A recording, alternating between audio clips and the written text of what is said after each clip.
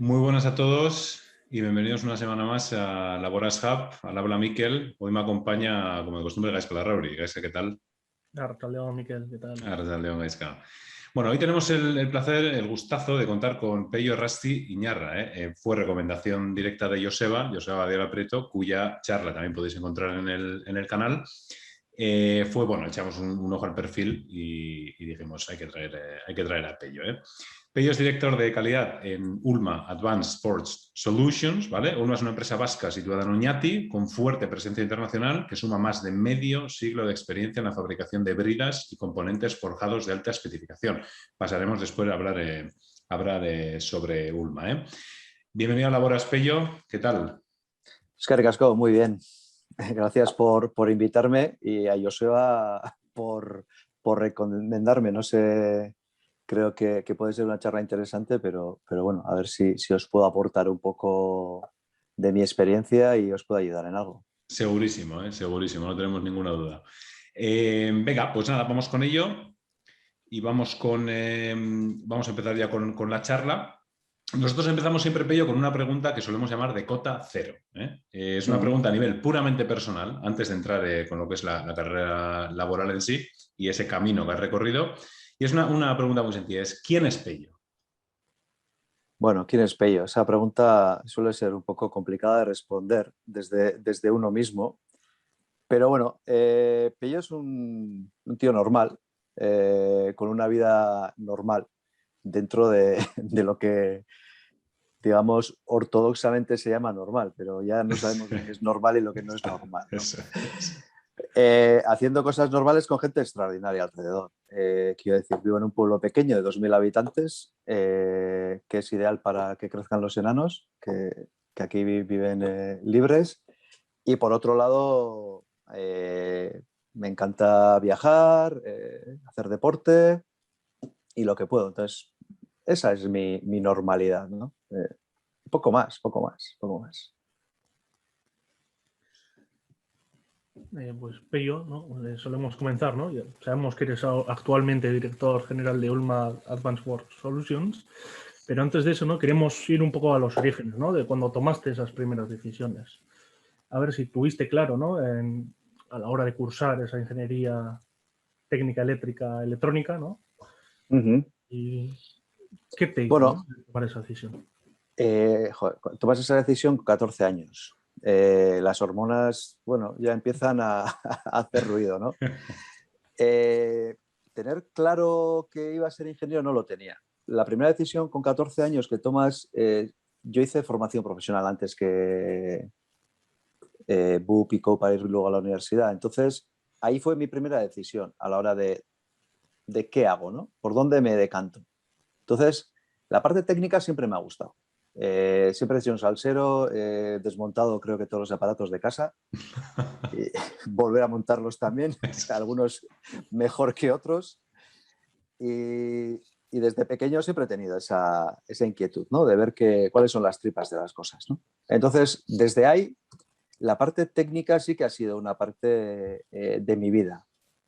Entonces, a los 14 años, pues sin una decisión muy clara, porque tampoco lo tenía muy claro, decidirme por formación profesional. Lo que sí tenía claro es que quería ser electrónico. Y esto tiene su razón de ser. Porque yo tenía un tío que vivía en Taiwán en esa época. Es un jesuita que, bueno, estaba en la China continental, en Cantón, cuando Mao entró, imagínate, de cuando estoy hablando. Era un fanático del fútbol, había enseñado a jugar a fútbol donde estaba viviendo, en la escuela que tenían allí, y cuando entró Mao, pues tenía muy relación con la gente y les ayudaron a escapar, y escaparon a lo que era Formosa en esos días y lo que ahora es Taiwán. Y este tío mío, junto con otros jesuitas, montaron una escuela de formación profesional en Xinpu, en Taiwán. Entonces, yo me carteaba con él. Y eso sí que puede ser uno de los gérmenes para la parte eléctrica-electrónica, ¿no? de mi historia, ¿no? Y esa fue la razón de coger electrónica en FP. Fíjate, charlábamos la semana pasada con Esteban Morras, nos hablaba precisamente de que nos preguntó, no sé si sabéis, chicos, esa fue la pregunta, ¿cuál es la organización privada que más universidades ha abierto en la historia de la humanidad, ¿no? Los jesuitas. Sí, así es. Curioso, ¿eh? Sí, fíjate, en Taiwán, una pasada, ¿eh? Y Sí, encima lo que es ahora la meca, ¿no? De la electrónica, encima. eso iba a decir, Lo que hoy porque en día... ya sabes por qué, ¿no? Porque algunos vascos fueron allí y montaron, les enseñaron lo poco que sabían. No, la verdad es que yo cuando terminé la carrera fui con mi tía, su sobrina, porque era mi tío abuelo, a ver lo que montaron, estuvimos viendo la escuela, nos enseñaron un poco y la verdad es que el mérito que tuvieron en aquella época de hacer eso, pues bueno, hay que valorarlo también, porque eran jesuitas, tenían otra misión también, pero la misión tecnológica también la llevaron y hay que darles el valor que tiene también. No, incluso hoy en día, en la actualidad, también yo que estoy ahora, bueno, he hecho la misma carrera que tú, al final, mismo camino, por la parte eléctrica en vez de electrónica, pero la carrera ha evolucionado, que ahora hoy en día es electricidad o electrónica, la especialidad. Y eso, ahora estoy pasándome la educación y ves, los jesuitas todavía son las personas que están innovando más dentro de la educación. Impresionante, o sea que se mantiene dentro de esto, vas escuchando los proyectos y son de los que más innovan a nivel estatal todavía. Sí, la verdad es que bueno, siguen trabajando en ello, entonces pues bueno, yo les admiro desde ese prisma, ¿no? De todo lo que han hecho y la verdad es que a mí, pues mi tío me llevó un poco por ese camino. Y bueno, hice FP electrónica y luego la ingeniería la hice de máquinas eléctricas. Y la verdad es que nunca he ejercido. ese es el tema, ¿no? Al principio sí, pero nunca he ejercido, pero al final sí ha sido una vía un poco clara. Aunque cuando terminé FP tuve mis dudas de hacer la carrera de ingeniería o hacer historia. O sea, que son casi iguales. Prácticamente, sí. Pero yo creo que me echó atrás sobre todo un año de COU para después hacer la selectividad y son 2 años más, ¿no? Entonces, pues bueno, esa fue un poco la razón, yo creo que de no decidirme para ir a historia, ¿no? Pero bueno, es mi asignatura pendiente. ¿Y la ingeniería qué dirías, no? Mirando hacia atrás, ¿qué te ha aportado, ¿no? A lo largo de la vida? Pues la ingeniería, yo más de una vez y hablando con amigos me dicen, es que en ingeniería aprendes un montón. Y dije, sí, aprendes, pero aprendes a aprender. Sobre todo porque yo lo que es base técnica, tecnológica, algo sí aprendes y te da un camino. Pero sobre todo aprendes a aprender a plantearte las cosas, a preguntarte y a profundizar, ¿no? Entonces yo creo que la universidad lo que me ha dado sobre todo es eso. Lo que es conocimiento técnico, no, porque cuando terminas la universidad es como que vas a una carrera de orientación y tienes el mapa pero no tienes la brújula. Y dices, ostras, estoy cojo. Y luego ya hay el camino que cojas y la gente con la que te cruces, yo creo que es la clave. Al final necesitas una base que te ayude a hacer las cosas y cómo hacerlas, pero luego la base tecnológica es posterior. Es posterior porque hay tantas especialidades y especificidades en cada una de las empresas, tecnologías, que la universidad te da una pincelada de algo y luego el resto es experiencia. Entonces, a mí eso es lo que me ha aportado, sobre todo preguntarme las cosas más de una vez.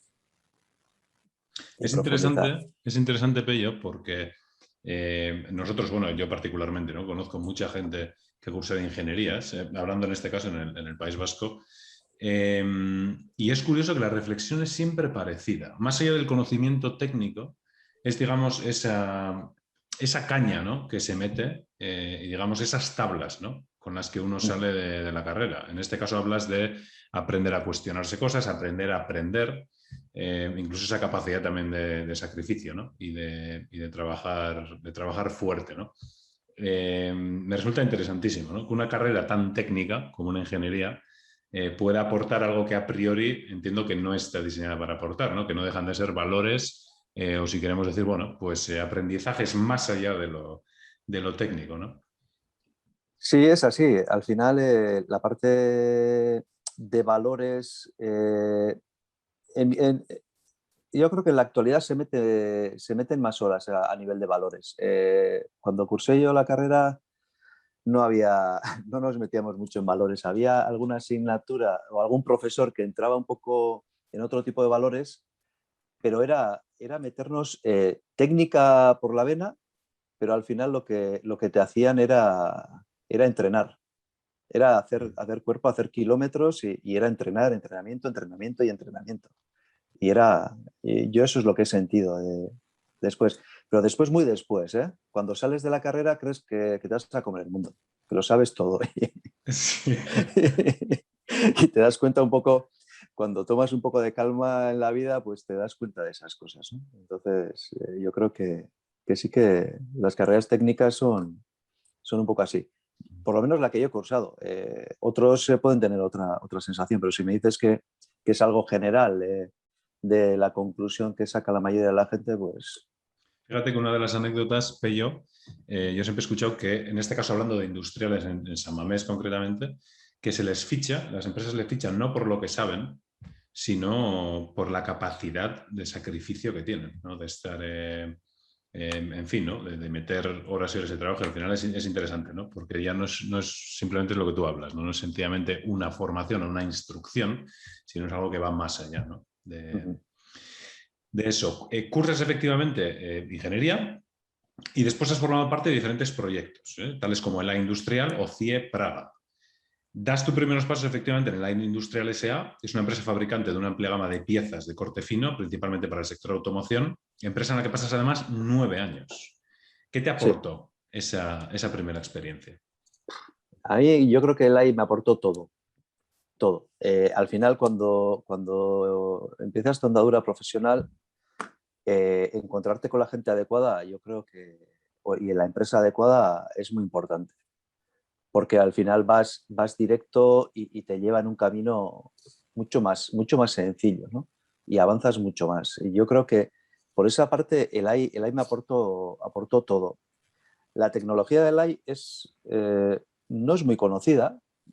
A nivel nacional hay pocas empresas que se dedican al corte fino, hay algunas, pero no hay muchas.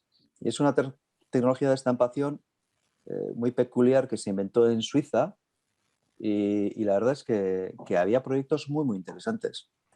El anillo del CERN lleva muchísimas piezas fabricadas por el AI.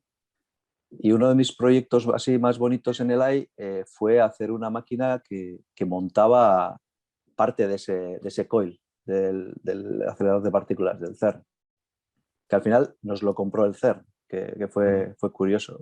Y la verdad es que es una empresa tecnológicamente puntera y luego aparte socialmente y un poco el trato a las personas que forman el equipo es una pasada. Y yo creo que yo aprendí esas dos vertientes, ¿no? La vertiente técnica y la vertiente humana que tiene que tener una empresa. Y yo creo que la familia El Coro Ayastui, que de ahí viene el AI, ha sido la que ha sido capaz de hacer digamos, una empresa familiar, de verdad una empresa familiar, pero para todos, ¿no? Yo lo sentía así. Entonces, no solo de la familia, sino de los que trabajábamos allí. Entonces, desde ese prisma, y si naces en una empresa como esta profesionalmente, pues al final te deja un pozo importante, ¿no? Entonces, yo desde ese punto de vista y teniendo en cuenta lo que es el AI, lo que ha sido para mí el AI, yo diría que ha sido todo, todo. Todo porque me ha dado la base. Y una base fuerte pues te da facilidad para avanzar en cualquier camino, ¿no? Y la verdad es que yo he avanzado hasta donde estoy ahora, pero hay que agradecer sobre todo a los inicios, porque había un gerente en esa época que desgraciadamente falleció, Santi Zabaleta, que era un encantador de serpientes, era un líder nato. Era una persona que solo con hablar 2 minutos con él te daba ganas de trabajar en el AI. Y era una pasada. Y a mí esa persona sí que me aportó mucho. Y la empresa en sí, ¿no? Y un poco la trayectoria que ha llevado la empresa ha sido ese nivel. Entonces, pues bueno, eso es lo que me ha aportado el AI. Hablando de esas primeras oportunidades, ¿no? De lo importante que es efectivamente, yo creo que es algo que hemos vivido todos, que esa primera oportunidad, quizás, ¿no? Esa primera oportunidad, digamos, porque todos hemos trabajado al final en diferentes trabajos, ¿no? Pero esa primera oportunidad digamos, carrera profesional, ¿qué crees, pensando en nuestros oyentes, en aquellos que estén en estos momentos estudiando, pensando en qué estudiar, ¿no? Y especialmente en aquellos que se estén enfrentando ahora mismo a tener que optar por un primer trabajo y que quizás tengan 1, 2, 3 opciones? ¿Qué crees, en qué crees que se deberían fijar? Hablabas de la parte humana de una empresa que es importantísima, ¿no? Porque al fin y al cabo somos seres humanos, ¿no? ¿En qué crees o a qué crees que se le debería dar importante a la hora de elegir esa primera oportunidad? Yo creo que hay que ser un poco egoísta y hay que pensar en uno mismo y dónde quiere ir, ¿no? Yo ahora lo veo desde mis 50 años que tengo y digo esto y entonces no hubiera dicho lo mismo. Pero hay que ser egoísta y saber, y si sabes más o menos dónde quieres ir, a dónde quieres ir, buscar un poco aquella vía que te pueda llevar. Y puede ser distintas vías. Una empresa que te ayuda a formarte y tiene una digamos, una línea de carrera que conoces que pueda ser importante, yo creo que es lo mejor que puedes elegir. El sueldo es importante, siempre nos vamos a basar en ello, porque al final tenemos que vivir. Pero, yo iría sobre todo a aquella empresa que por conocimientos de ella te pueda ayudar a hacer una curva de carrera importante, porque al final son muchos años trabajando y la empresa para siempre no es el paradigma de hoy. En su día, cuando yo empecé y la gente que ha entrado a trabajar conmigo y la gente de mi edad, a los que conozco casi todos, han empezado en una empresa y van a terminar su vida laboral en esa empresa, ¿no? Entonces, hoy en día eso no es tan claro y no es tan fácil. Además, las personas hoy en día no somos así, ¿no? Buscamos un poco de mayores retos. Entonces, si eres una persona que quiere retos, busca una empresa que te aporte curva de carrera, porque al final es lo que te va a llevar donde tú quieres.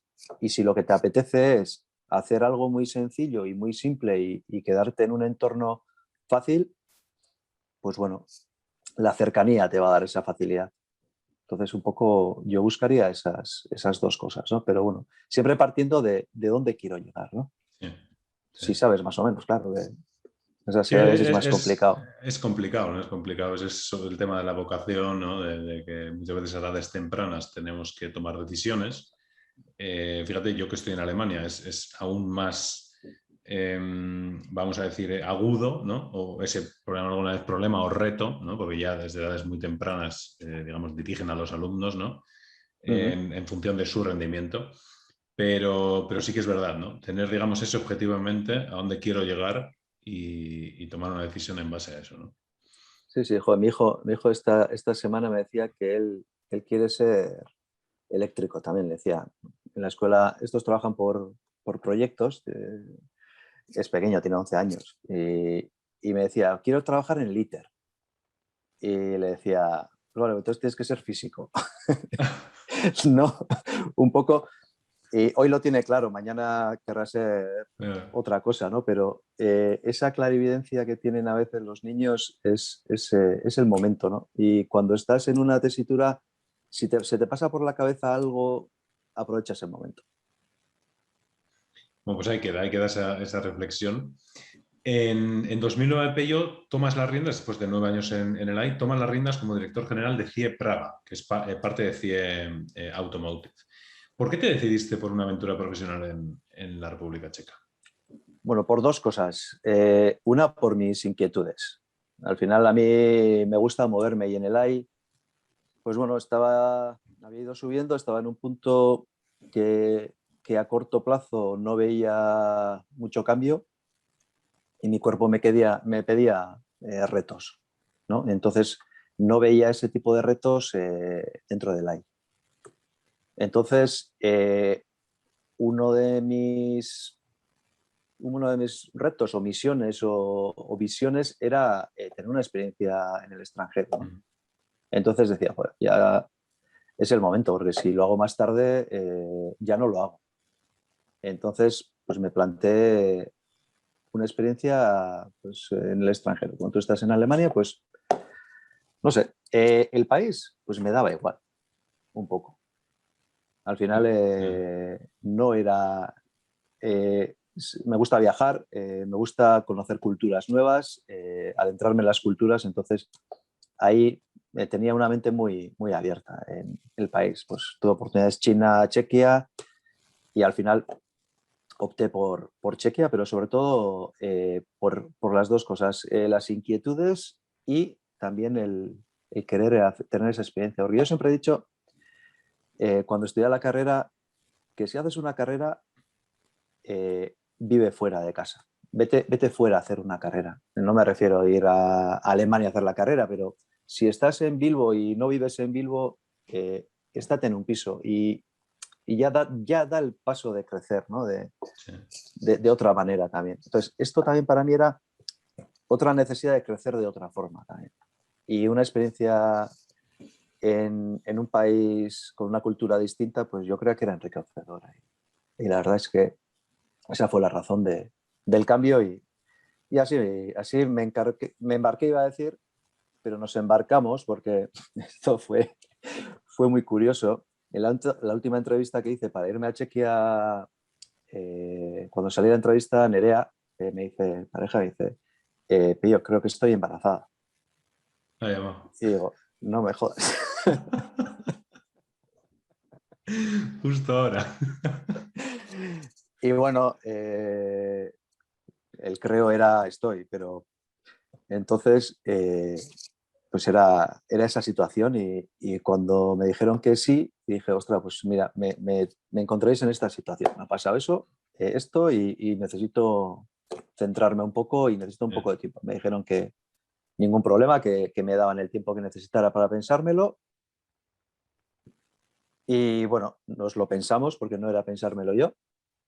Y decidimos embarcarnos en esta aventura porque en un principio era yo con ella a medias, pero en este caso fue ya los tres embarcados en esta experiencia, ¿no? Y así fue. Y así fue mi entrada en CIE. CIE es Praga Louny, porque Praga, no sé si conocéis, pero es una marca de automovilística checa que se fundó pues, cerca de 1900 y hicieron de todo, coches y demás. Y esta era una planta en su día que hacían piezas de camiones de Praga. Entonces, era Praga Louny, que Louny era la ciudad donde estaba, porque no estaba en Praga la fábrica. La marca era Praga y ahora sigue siendo CIE, ahora creo que es CIE Louny solamente. Esa aventura, para aquellos que puedan tener quizás una oportunidad laboral, ¿no? en la República Checa, ¿cómo podríamos comparar o cuáles son las mayores diferencias quizás entre República Checa y el País Vasco? Igual acabamos antes si hablamos de lo que es parecido primero, no lo sé. Pero... Sí, no. Además no son comparables, no son comparables. Son dos países muy distintos en todas las vertientes. Paisajísticamente es mucho más plano. No me refiero a que no haya montañas, sino el paisaje es mucho más repetitivo. En Euskadi pues tenemos más variación y más montaña.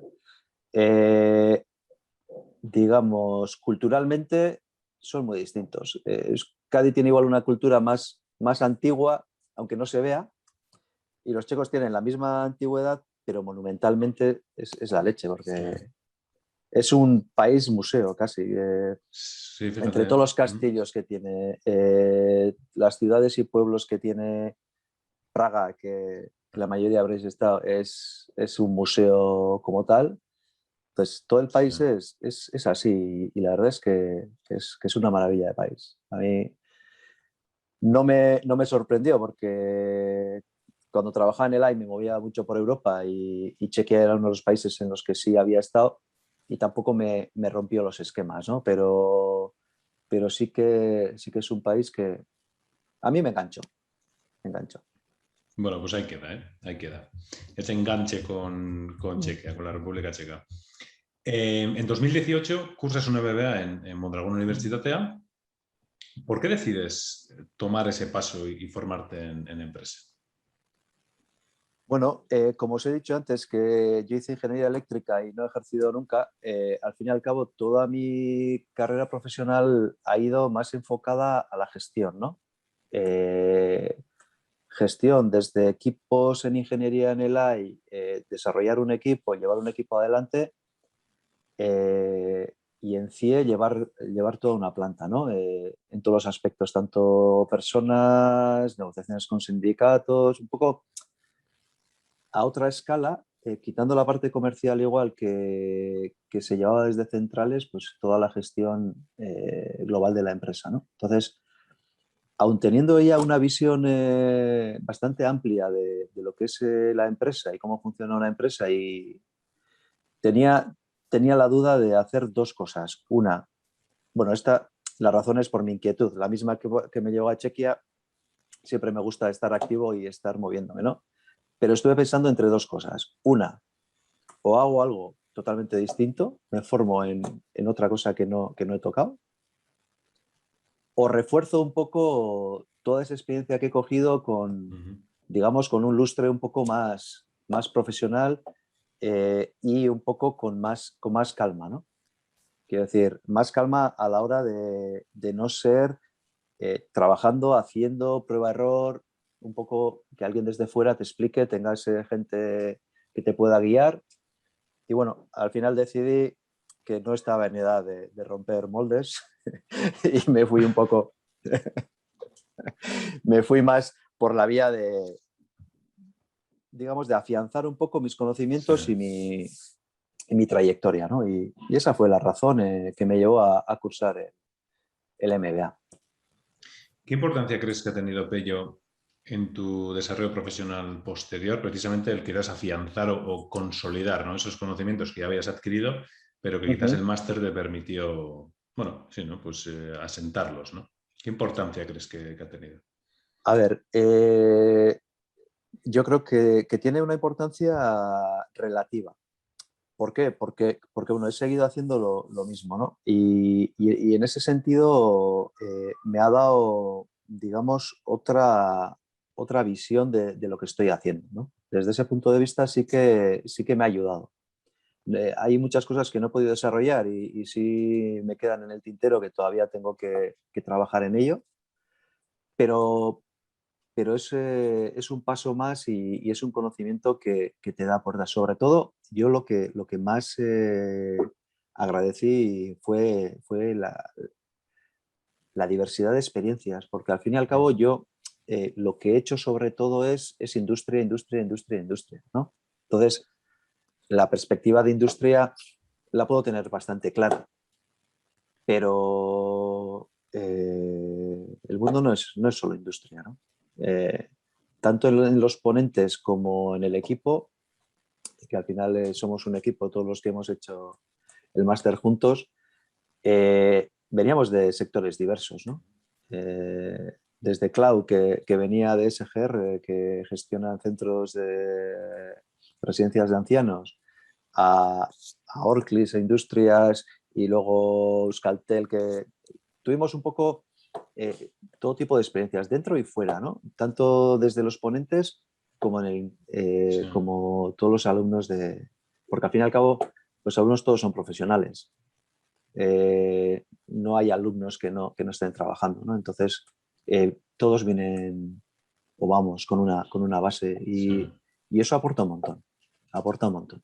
Hay gente como Joseba, que ya le conocisteis, pues bueno, ¿qué os voy a contar? Un crack, sí, ¿No? con esa energía que tiene esa Sí, pasión, sí. ¿eh? Sí.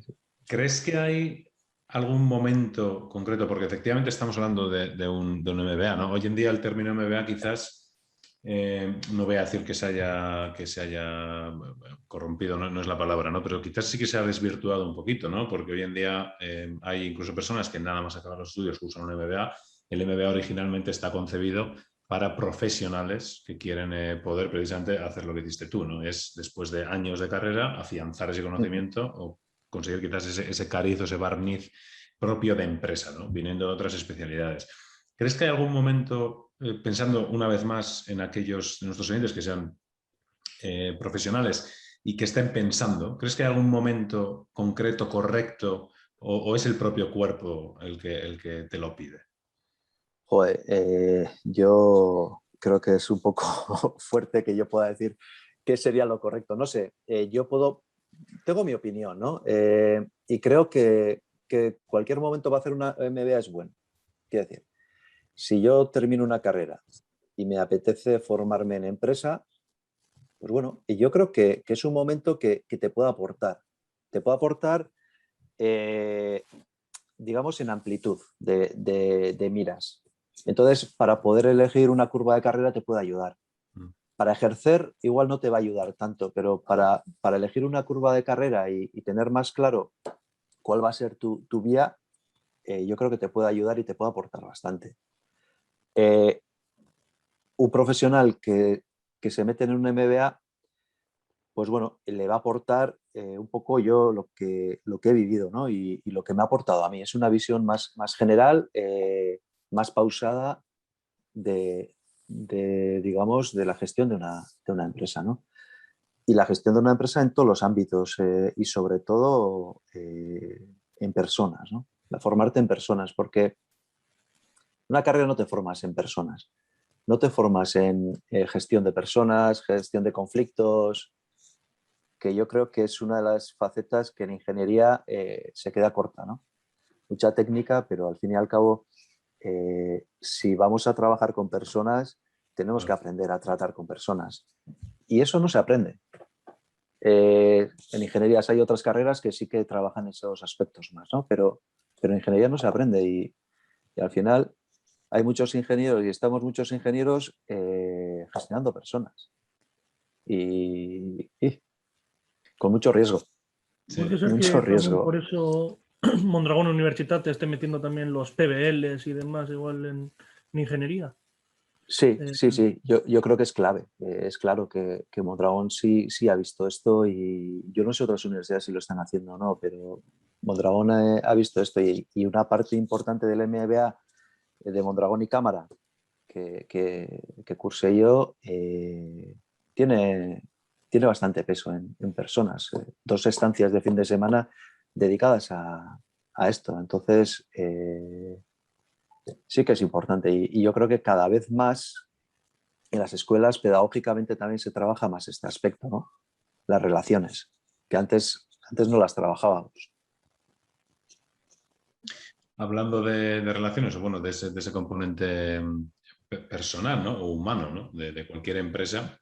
Hemos recorrido, ahora vamos con Ulma, pero hemos recorrido un poquito ese camino, ¿no? Hasta llegar a la actualidad. A nivel personal, Pello, ¿cuáles son los mayores desafíos a los que te has tenido que enfrentar a lo largo de tu carrera? Personalmente, bueno, hay un desafío o una vivencia que yo creo que me ha marcado, ¿no? Yo con 33 años, con una tendinitis en la rodilla, quejándome que no podía machacarme, que cuando me machacaba me dolía y me metí en el quirófano y salí con una rodilla hecha con una infección y con Peor una todavía. rodilla bastante fastidiada, ¿no? Entonces, a mí me costó mucho asimilar eso. Un médico cuando terminó todos los tratamientos me dijo, joder, pero no te quejes que te has quedado para hacer vida normal. Y mi respuesta fue, joder, vida normal, ¿qué es para ti vida normal? No podía hacer deporte, no podía... me costó asimilar esa situación. Y justo cuando estaba asimilando murió mi padre y ya fue un momento de mi vida bastante caótico, ¿no? En todos los sentidos. Pero bueno, decidí que iba a hacer lo que pudiera, aunque me doliera la rodilla. No hago mucho deporte, pero lo que puedo y hago, aunque me duela. Y hasta que me diga basta y se me pare la rodilla y tenga que ponerme una prótesis. Pero lo que no voy a estar es en casa porque la rodilla me duele. Entonces, pues bueno, opté por la vía de seguir para adelante y yo creo que me ha funcionado. Entonces, porque si me hubiera quedado quejándome ahí en casa, pues no sería lo que soy ahora. Sí, sí. Es curioso de todas formas. Bueno, no deja de ser humano, ¿no? Pero yo que soy también un muy mal enfermo, como digo siempre, yo tengo dos, por suerte en fin, hace mucho que no me pongo enfermo, ¿no? Pero a la mínima que estoy 2 días con un tal, yo ya estoy quejando. Y bueno, mi pareja me tiene que decir, deja de quejarte tanto que no te pasa nada, ¿no? Pero no deja de ser curioso como algo que puede ser una lesión física, puede, ¿no? Digamos, darle la vuelta pues, bueno, a cómo vemos el mundo, a cómo afrontamos la energía que tenemos en el día a día, ¿no? Sí, sí, porque a mí me cambió la vida, la forma de vida, la forma de hacer las cosas, las actividades, me cambió todo. Entonces, cuesta asimilarlo, cuesta asimilarlo. Sí. Pero bueno, lo importante es que hay que elegir luchar, ¿no? Sí, En fin, sí, sí. Hay que avanzar, en esta vida hay que avanzar. está claro. Y hay que cambiar el chip de vez en cuando y venga, para adelante. Y así fue. Y así, ese fue, digamos, el reto que tuve personal y bueno, a día de hoy pues ya está superado. El dolor de rodilla no, pero aquel Pero reto sí. eso es. Última pregunta, vamos a pasar ya con Ulma. Última pregunta que siempre solemos hacer. Si pudieras viajar al pasado, a una época que elijas, puede ser con 10 años, con 15, con 20, ¿qué consejo te darías a ti mismo? No te operes. Aquella fue Consejo, esa es la que me práctico. daría ahora mismo y si pudiera ir en el tiempo atrás es lo que haría. No pasar por el quirófano y seguir con los dolores un poco del tendón rotuliano que tenía y aguantar aquel dolor y no este, ¿no? Entonces, pero no sé, es lo único que haría distinto, ¿no? Hay otra cosa que siempre se me ha pasado por la cabeza, que si lo hubiera hecho, aunque sabía que el resultado iba a ser igual que el que ha sido hoy. Yo fui ciclista durante muchos años y lo dejé haciendo 3 años en aficionados, ¿no? Y decía, si el último año me hubiera dedicado solamente al ciclismo, ¿qué hubiera sido de mí? ¿No? No era muy buen ciclista, yo me divertía, andaba bien, pero tampoco ganaba carreras. Pero esa espinita también me quedó, ¿no? Entonces, ahora en perspectiva dices, un año dedicado a lo que te gusta, yo creo que merece la pena. Porque Es en tu curioso, ¿eh? vida es Sí, algo que te quedará para siempre, ¿no? sí. Igual, eso sí. Yo he tenido, fíjate, Pello, exactamente la misma experiencia con el fútbol, esa espinita clavada. Nunca fui, ya más soy portero, no llego al 1,80 m, estoy justo en el 79, y no era un portero, en fin, malo tampoco era, pero bueno tampoco, ¿no? Pero fíjate que siempre me quedé, porque dejé fútbol a los, creo, 17, 18 años, para poder enfocarme en los estudios. Y siempre he tenido esa espinita clavada, ¿eh? Es decir, me hubiera gustado intentarlo y oye, si no valgo, no valgo, ¿no? Pero por lo menos que sea porque lo he intentado, ¿no? Eso es. Sí, esa fue es una cosa que de vez en cuando me viene a la cabeza, ¿no? Esas cosas que tienes en la vida. Pero tampoco me arrepiento, ¿eh? Tampoco es algo que me frustre en absoluto. Sí. Ahora ya centrándonos, ¿no?, en la actualidad. Actualmente eres director general de Director de calidad. Ulma, director de De calidad. calidad. Sí, eso es. De Ulma Advanced Sports Solutions. Para nuestros oyentes, ¿qué es lo que hacéis, ¿no? Al final, ¿qué producto? Bueno, Ulma Forja, como lo dice su nombre, es una empresa forjadora. Su base está en la forja y es el mayor valor añadido del producto que hacemos, ¿no? Entonces, tenemos dos tipologías de negocio. Digamos, tenemos una enfocada al oil and gas y a las bridas, a las uniones bridadas de tubos, tubo válvula, y forjamos nosotros las bridas, forjamos y mecanizamos, ¿no? Y luego tenemos otra unidad de negocio que son Forge Components, que ya viene diversificando nuestro producto a otros sectores. Y son forjas de alto valor añadido para distintos sectores, como puede ser aeronáutico, energía, industriales, otros sectores distintos no al oil and gas, porque también hay dentro de los Forge Components piezas que van al oil and gas, pero no piezas seriadas como serían las freitas, ¿no? Y eso es lo que fabricamos. Y como Ulma, ¿no? Solemos escuchar muchas veces Ulma, pero me da la sensación que es como Fagor al final, ¿no? Que hay muchos Ulmas diferentes. ¿Cuál es? ¿Cómo funciona un poco Ulma, ¿no? Porque está muy afincado en Oñati. Sí, Ulma, digamos, es un grupo de empresas de Oñati, sin ninguna sinergia industrial una con la otra. Bueno, algunas sí tienen algunas sinergias porque unas han salido de otras, ¿no? Pero digamos, nosotros no tenemos, por ejemplo, ninguna sinergia con la parte de construcción, ni en Bevel, porque son productos muy distintos y tecnologías distintas. Entonces, lo que une al grupo Ulma es la localización, que todas las empresas han nacido en Oñati, y por otro lado, lo que une también es un poco las sinergias a nivel de financiación, a nivel de búsqueda de apoyos, y luego también a la hora de buscar nichos de mercado y la creación de startups para hacer una diversificación un poco del grupo, ¿no? Un poco ese es el modo de funcionamiento. Tenemos unas centrales que tienen unos servicios, tanto financieros como de personal y también de desarrollo de nuevas empresas, como nidos. Y cada empresa es singular y funciona, digamos, a su aire, ¿no? Pero con unas, digamos, unas condiciones, unas limitaciones financieras o unas uniones financieras con el resto del grupo. Sí, lo que no hemos comentado, ¿no? Al final es que son cooperativas, ¿no? Al final que son Sí. parte del Grupo Mondragón. Eso es. ¿Y cómo afrontan, ¿no? Este mundo tan cambiante, VUCA, que se suele decir, ¿no? ¿Cómo afrontan las cooperativas este entorno?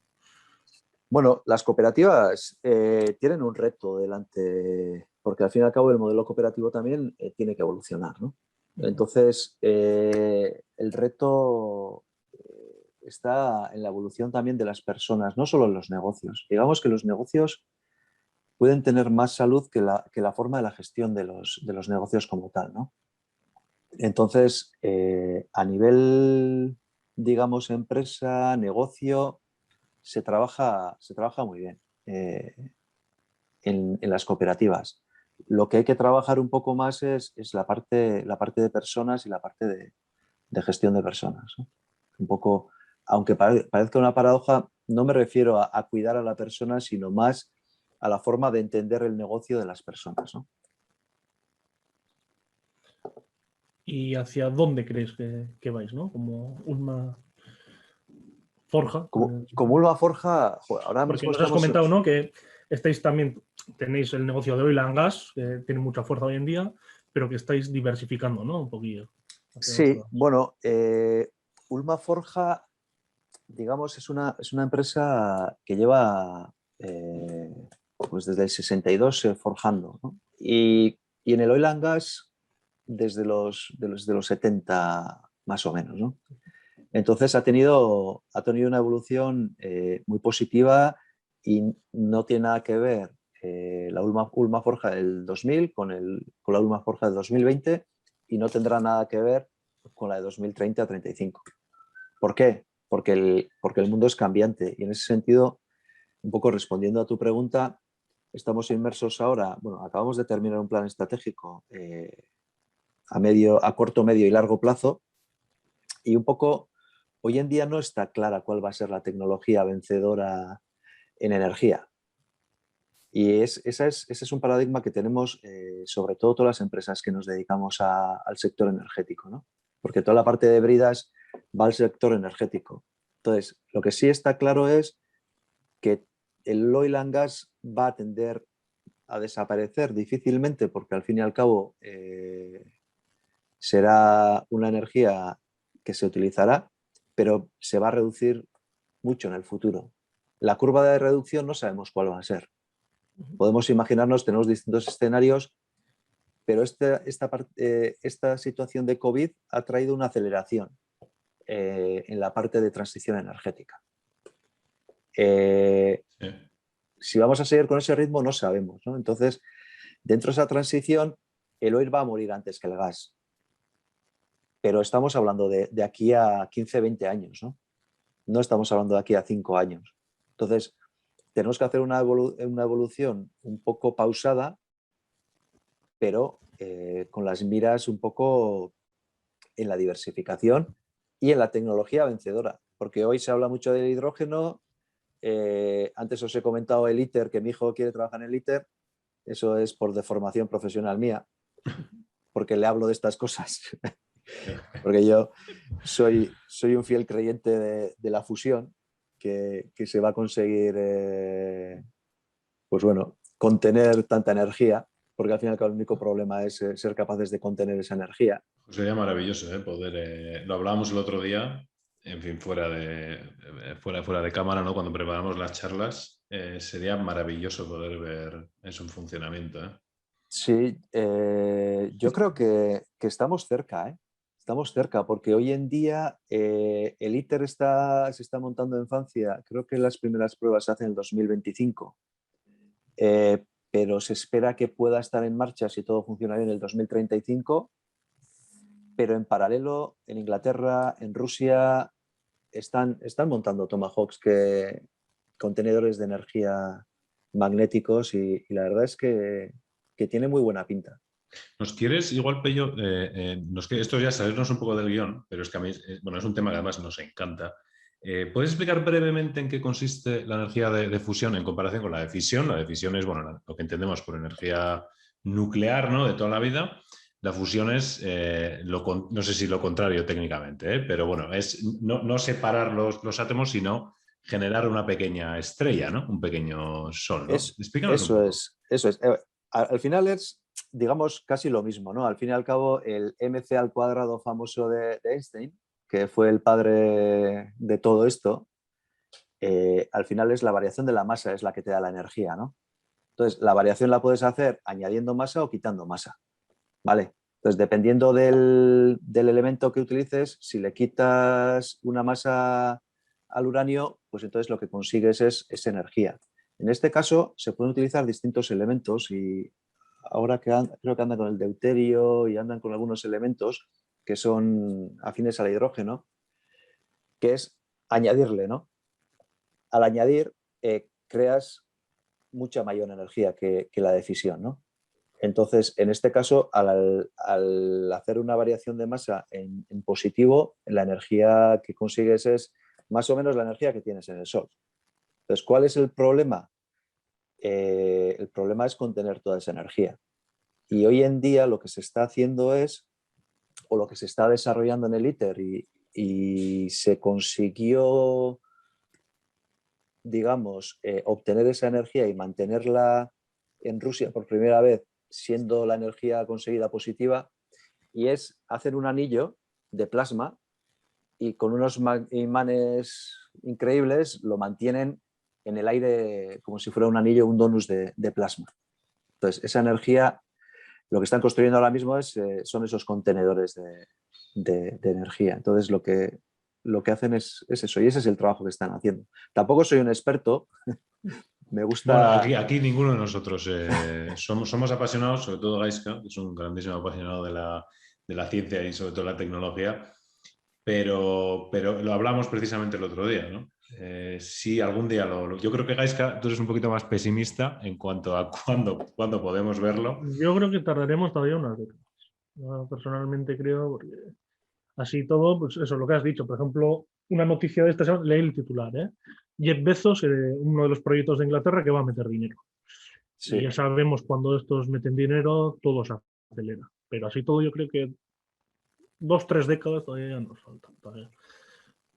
Sí, al final son tecnologías que tienen un problema de sujeción que hoy en día no hay materiales capaces de soportar toda esa energía, ¿no? Y al final ese es el único problema de esta tecnología, ser capaces de sujetar al toro.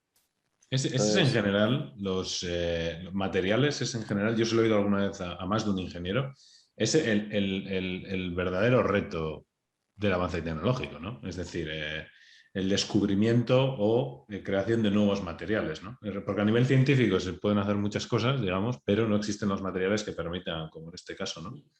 Sí, todo lo que es parte de superconductores y materiales capaces de soportar este tipo de energías, pues sí es un reto importante. Entonces, pero bueno, el futuro no sabemos lo que nos deparará. Por Yo suerte, espero, ¿no? No lo sabemos. yo espero ver una central nuclear de fusión en marcha. Aunque sea la única, la primera, y que luego ya veremos cómo desarrolla. Y eso, si no lo veo, no me importa ver Sí, la Pero primera. es la primera, sí. y luego ahí también tenemos la otra vertiente, en la que anda Bill Gates también, que es la de fisión, pero sin luego tener Sí, ese los material, ¿no? residuos, ¿no? Sin tener los Sin tener residuos, ¿no? residuos. Eso Sí, es. al Es final otra vertiente. sí, es un poco la parte de desarrollo de materiales, ¿no? Al fin y al cabo, los materiales que se puedan utilizar para este tipo de tecnologías que luego no te fastidien. La fisión, lo malo que tiene es que una vez que creas la energía, y lo que pasó en Fukushima, que al final el reactor sigue en marcha. Quiero decir, la reacción se desencadena y puedes llegar a una fisión total. En la fusión no tienes eso. En la fusión, cuando apagas en la máquina, se apaga todo. No Es tienes una decir, reacción en cadena posterior. para los catastrofistas o los escépticos, ¿no? Que sepan que no va a haber ni un agujero negro, ni Bueno, nada de esto. hombre, si tú tienes un sol a 100 kilómetros de tu casa, pues imagínate lo que vas a tener, pero sí, son tecnologías que todavía necesitaremos tiempo para verlas funcionar y funcionar bien, mucho tiempo. Pero es chulísimo, ¿eh? Es Sí, muy, muy bonito. así es. ¿Cuál es, cómo es, volviendo un poquito a Ulma, porque nos hemos ido un poquito por los cerros Sí. de Úbeda, que nosotros encantados, pero volviendo a Ulma, ¿cómo es el día a día en este caso de un director de calidad, ¿no? Como es tu caso, Pello? Bueno, un director de calidad se desayuna los indicadores de calidad todos los días. Cuando son buenos vas a trabajar con, con una cara, y cuando son malos, pues con otra, ¿no? Entonces, en el día a día, yo cuando me levanto y desayuno, miro un poco los indicadores. Antes de ir a trabajar, miro los indicadores, cómo ha ido el día, y en función de eso, pues bueno, planteo cómo inicio el día, a no ser que tenga alguna reunión ya programada, ¿no? Entonces, estoy con mi equipo, con la gente, con producción, para ver cómo están. Y luego, la parte de reclamaciones de cliente también es muy importante en el día a día.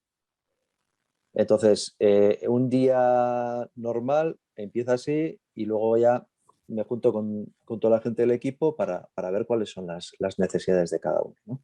Y entonces, pues bueno, gestiono un poco para que todo se ponga en marcha. Lo demás, pues seguir las reuniones y luego los proyectos que pueda tener, ¿no?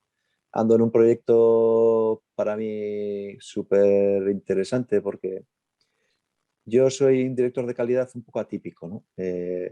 No soy el típico director de calidad. Yo no lo veo así, y la gente tampoco lo ve así, ¿no? La gente con la que me junto. Entonces, estoy metido en distintos proyectos que casi son más comerciales que, que de calidad. Sí. Porque yo siempre he pensado que alguien de calidad tiene que estar en el cliente cuando las cosas van bien, para poder estar con otra cara cuando las cosas van mal. Porque si te conocen solo por problemas, te relacionan con problemas, ¿no? Importante, ¿eh? Sí. Entonces, hoy en día estoy metido en un proyecto que es pues bueno, entender las necesidades de los prescriptores en este caso. Porque en Oil and Gas, cómo funcionan las cosas y dónde estamos en una forja, ¿no? Nosotros trabajamos sobre todo en el sector aprobado. ¿Qué quiere decir el sector aprobado?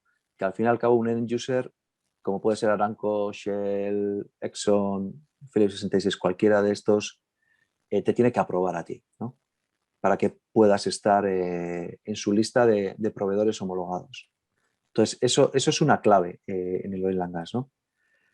Y bueno, en ese sentido, estoy metido en un proyecto por un montón de relaciones que he hecho con los end user para entender por qué especifican de la forma que especifican, un poco conocer cuáles son las necesidades del end user, que no son nuestros clientes directos, pero para poder apoyarles a ellos, enseñarles a ellos y un poco poder entrar en casa del prescriptor también a prescribir, ¿no? Por conectar, digamos, directamente, establecer esa relación directa con el consumidor final, ¿no?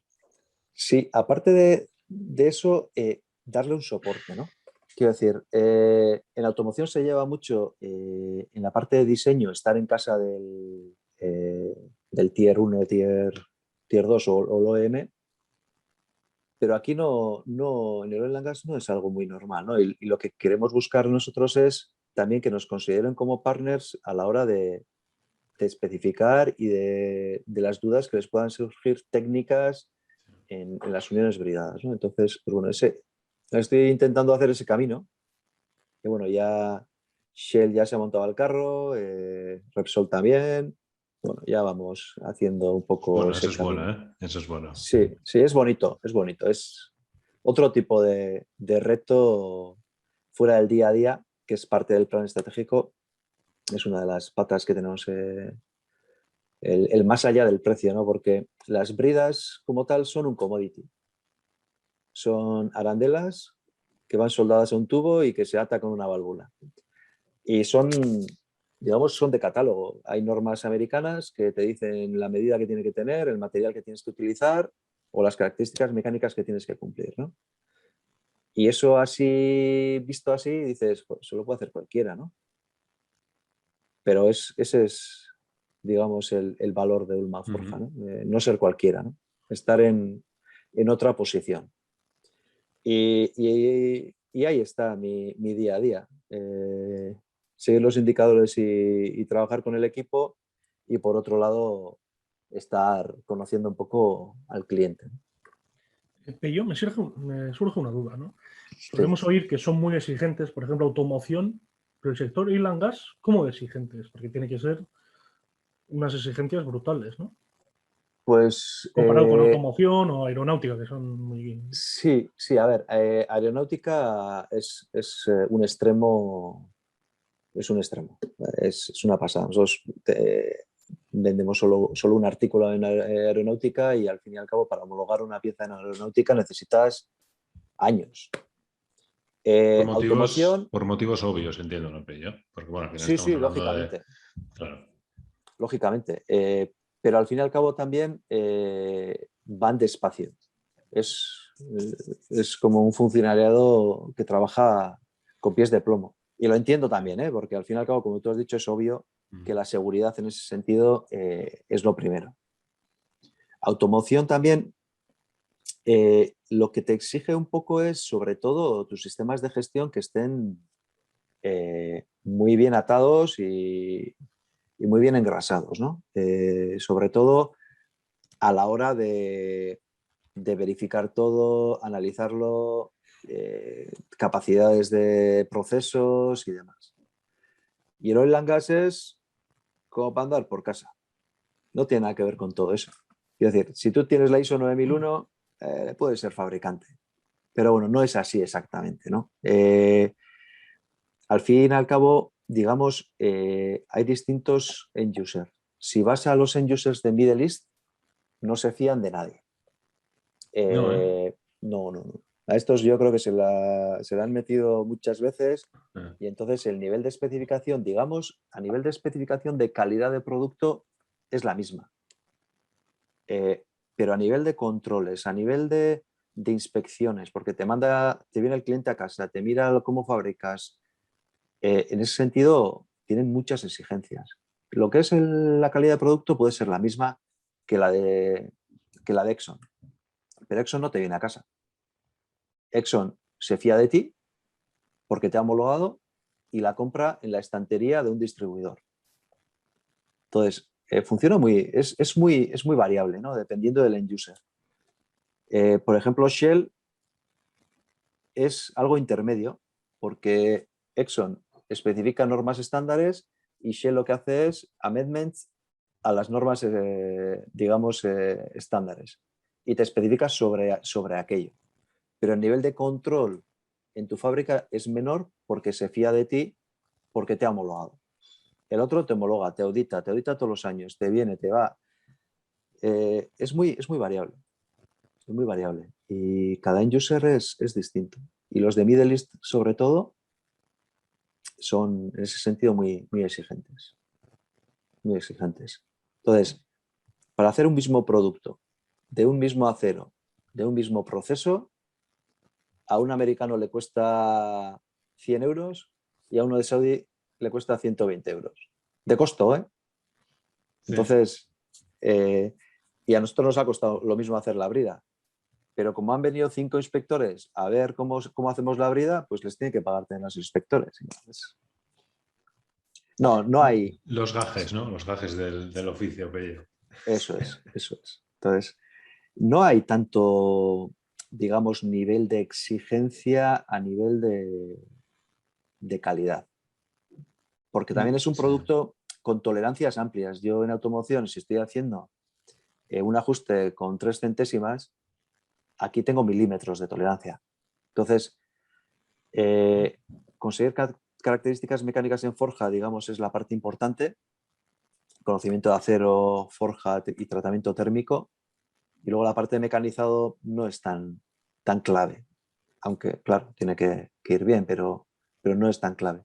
Está más en el conocimiento de las forjas que en la exigencia del end user. Hablamos, por ejemplo, para que nuestros oyentes se puedan hacer una idea, y es una pregunta que te hago yo, porque no lo sé. Esas bridas que unen estos tubos, estas tuberías, en el caso del oil and gas, son, por ejemplo, las que, si perforaran el mar, a través de las cuales sube el gas o el oil. Sí.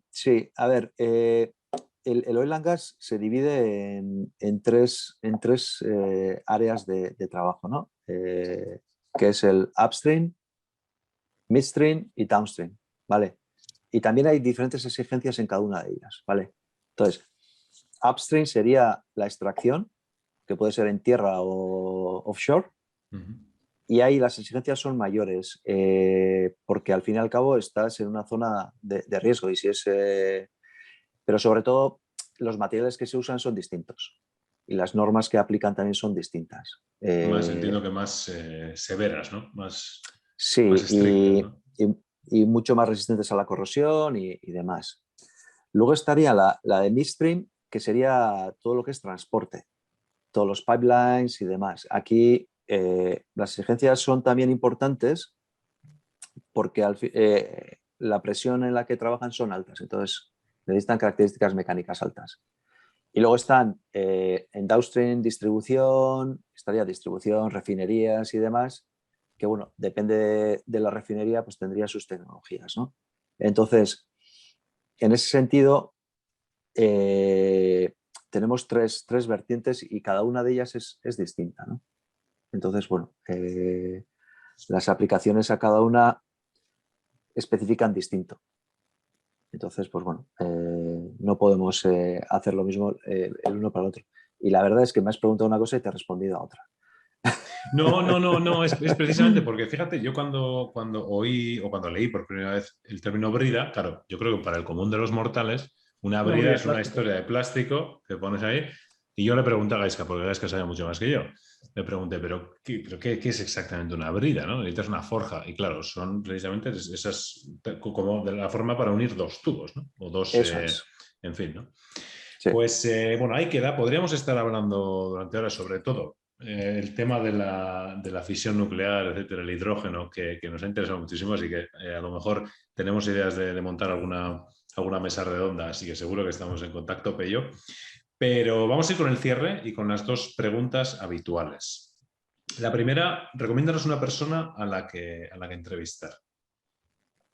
Bueno, le he dado vueltas porque es un tema que a mí me parece importante elegir bien, ¿no? Y hay una persona, pero ya por edad, que yo creo que no sería la más adecuada, Aquí nos han venido Pero personas jubiladas también, ¿eh? Si es por no, eso. no, por eso es que, y no sé si él querría, pero tendría sus dudas. Pero José Luis El Coro sería, que es, digamos, el fundador de ELAI, sería una persona interesante que podríais entrevistar.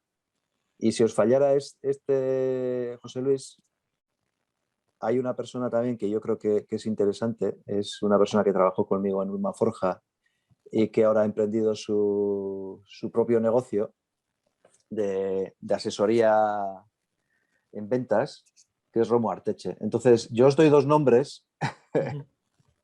Nosotros lo vamos a intentarlo con los dos, ¿eh?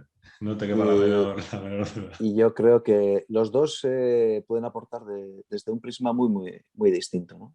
Entonces, pues bueno, yo creo que en vez de uno os doy dos, ¿no? Perfecto, perfecto. Pues ahí queda. Cuanto más mejor, Pello. Y bueno, última pregunta. Si tuvieras que recomendarnos un libro, una película, serie, documental, en fin, contenido interesante que te haya marcado especialmente, ¿cuál sería? Yo, a nivel del libro, Arotzaren Eskuak. Es un libro, es un thriller en euskera que a mí me encantó. Y es una historia un poco de una chica que hereda un caserío y bueno, que hay una historia por detrás que te lleva pues bueno, a la Segunda Guerra Mundial y demás. Y la verdad es que es un libro muy interesante. Yo creo que es uno de los thrillers en euskera que más me ha impactado. Es Y el libro, ¿no? sí, sí, Supongo que sí, lo sí, acabarás de decir, pero me he quedado con Arrochar en Escua. sí, Sí. sí, sí, ese libro. Como película, joder, y El Señor de los Anillos, todas. Hombre, Todas. esos son clásicos, Para ¿eh? mí, para mí es la película que yo no había leído los libros, no conocía a Tolkien cuando hicieron las películas. Y cuando vi la primera dije, ostras, tengo que esperar un año a ver la siguiente. Pues me compré todos los libros, los leí y la verdad es Pues fíjate, que me encantó. fíjate, Pello, que a mí me pasó exactamente lo mismo. No recuerdo si con la primera o la segunda película, pero fue por los libros y me quedé a la mitad del primero, ¿eh? Son universos tan ricos y tan densos y tan complejos que, bueno, yo creo que era muy joven. Pues entonces ni Y, lo intentes con el Silmarillion, que lo he intentado 2 veces y no pude. Que te pues pero metan yo me quedé con 14 el nombres en gusanillo 14, porque dije, en 5 líneas era imposible. sí, pues yo Sí, dije, este sí. libro hay que leerlo. Y me he quedado siempre con el gusanillo de retomar. Pues yo los leí de carrerilla los tres, porque dije que no podía esperar un año a ver la segunda. Claro, claro. Oye, el final del segundo libro también, lo de ella, en la Sí, película no sí. es el final de, dices, uf, Joder, pues en el libro es mucho mejor esa escena que en la película sin más, pero en el libro a mí me impactó. sí, la verdad es que sí. Es una escena, en el libro es mucho más cruda. La película pasa muy rápido esa parte, No, y, pero el libro... y encima estamos de enhorabuena porque Amazon va a sacar una serie y se está dejando bien de dinero. Pero es una serie de antes. Creo que y aparte del Silmarillion y demás, y creo que se va a dejar 1.000 millones de euros. O sea, Sí. Bueno, bien, son buenas Bien, bien, son noticias. son cifras buenas majas. cifras, ¿no? Bueno, pues con esas buenas noticias lo vamos a ir dejando por aquí. Darte las gracias una vez más de corazón, Pello. Ha sido un placer poder charlar. Lo dicho, esperemos poder contar contigo. Nos haría muchísima ilusión para bueno, futuras charlas o quizás alguna mesa redonda. Que quizás os podemos juntar a Joseba y a ti en alguna charleta. Y bueno, es que ricasco y hasta la próxima, Pello. Pues yo agradeceros a vosotros por dos cosas. Uno, darme la oportunidad de estar aquí con vosotros y tener esta charla tan agradable, por un lado, y por la otra, por el trabajo que estáis haciendo. Yo creo que yo, pues bueno, si aporto mi granito de arena, pues bienvenido sea. Y creo que la gente puede aportar muchísimo. Un poco lo que comentaba yo de lo que me aportó el MBA, ¿no? Gente con distintas experiencias, distintas visiones. Todos somos de nuestro padre y nuestra madre distintos y al final la diversidad nos aporta un montón. Y esto que estáis aunando en este tipo de charlas, pues mira, felicidades a vosotros, ¿no? por este trabajazo que hacéis. Pues nos alegramos, Pello. Desde luego la idea es que, bueno, que cuando oímos, ¿no? En este caso, director de calidad, ¿no? Yo recuerdo en mis años, hace años, ¿no? Y decía, jo, un director, eso es inalcanzable, ¿no? Y el poder vivir, ¿no? Y ver que, bueno, que al final son personas, en este caso eres una persona como los demás, ¿no? Lo decías precisamente al principio a la hora de definirte, que has ido haciendo una carrera evidentemente exitosa.